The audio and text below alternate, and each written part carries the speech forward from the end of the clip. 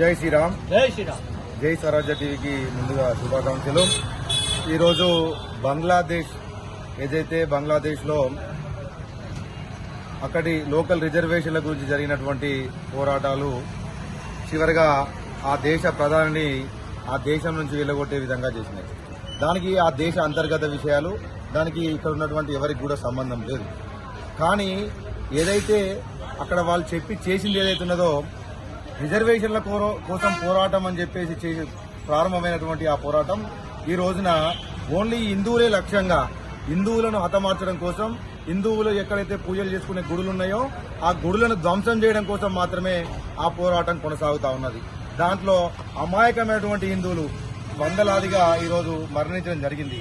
అయితే ఈ మన భారతదేశంలో ఉన్నటువంటి సెక్యులర్, వాళ్ళని సెక్యులర్ అనడం కన్నా సెక్కలర్ అనడము అన్నిటికన్నా వాళ్ళకు సరిపోయేటువంటి పదం.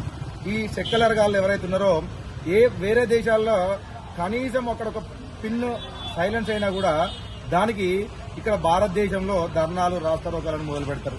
ఇటువంటి ఈ విధవన కొడుకులకు ఈ పక్కనే ఉన్నటువంటి మన బార్డర్ నానుకున్నటువంటి బంగ్లాదేశ్ లో హిందువుల మీద జరిగేటువంటి ఈ మారణకాండ ఎందుకు అవపడతలేదు? ఇప్పుడు బంగ్లాదేశ్ లో హిందువులకు అన్యాయం జరిగితే వాళ్ళకు పోవడానికి భారతదేశం ఉన్నది.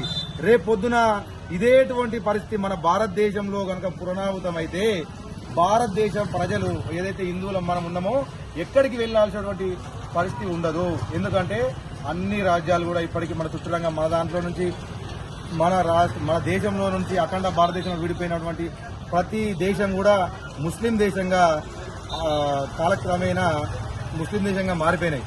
అటువంటి పరిస్థితిలో మనము ఏ దేశంకి పోయలేము. కాబట్టి ఇప్పటికైనా సెక్యులర్గా ఉన్నటువంటి ఈ సెక్యులర్ వాళ్ళందరూ కూడా సిగ్గు తెచ్చుకొని, శరం తెచ్చుకొని భారతదేశంలో ఇటువంటి పరిస్థితి రాకుండా పక్కన ఉన్నటువంటి బంగ్లాదేశ్ లో జరిగేటువంటి ఈ అల్లర్లకు నిరసనగా ఏదైతే పార్లమెంట్ లో ఎక్కడెక్కడో వాటి గురించి మాట్లాడుతున్నటువంటి రాహుల్ గాంధీ లాంటి వాళ్ళు వీటి గురించి కూడా మాట్లాడాల్సిందిగా వాళ్ళందరికీ నేను హెచ్చరిస్తా ఉన్నాము.